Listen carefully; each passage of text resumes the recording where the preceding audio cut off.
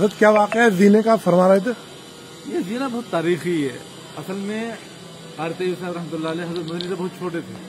18 سال کی عمر میں حضرت پاکستان سے لے کے آئے تھے. ان کو دارالعلوم دیوبند کا مفتي بنایا تھا. ہوا یہ کہ جب حضرت کا آخر وقت تھا حضرت مدنی رحمۃ اللہ علیہ کا, اس زینے پہ چڑھتے دارالحدیث پہلے اوپر ہوا کرتی تھی.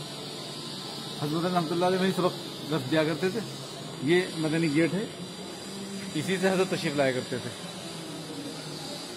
اس گیٹ سے پیدل آئے اور اس زینے پہ چڑھتے. زینے پہ چڑھنے میں تکلیف ہوتی تھی بہت زیادہ ان کو.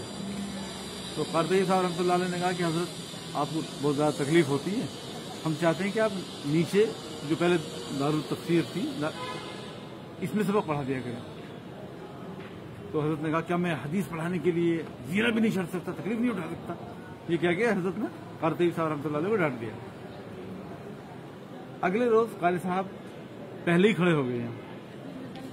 حضرت جیسے تشریف لائے, زینے پہ چڑھنا شروع کیا تو بولے, میں قاری محمد طیب محتمم دارالعلوم دیوبند بحیثیت محتمم آپ کو حکم دیتا ہوں کہ آج سے آپ کے سبق کا نظام نیچے کیا گیا ہے, آپ جائیے وہاں جا کے پڑھائیں گے.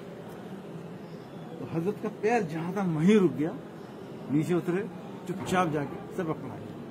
پھر شام میں جب مجلس میں گئے حضرت قاری صاحب تو پھر حضرت سے معافی مانگی کہ حضرت اور کوئی راستہ نہیں تھا آپ کو روکنے کا, آپ کی پیرانہ چالی اور اس طرح سے آپ تکلیف بہت اٹھا رہے تھے, مجھے اور کوئی راستہ نہیں تھا, مجھے معاف کر دیں. یہ تھا ہمارے بزرگوں کا. سبحان اللہ, سبحان اللہ. دارالعلوم دیوبند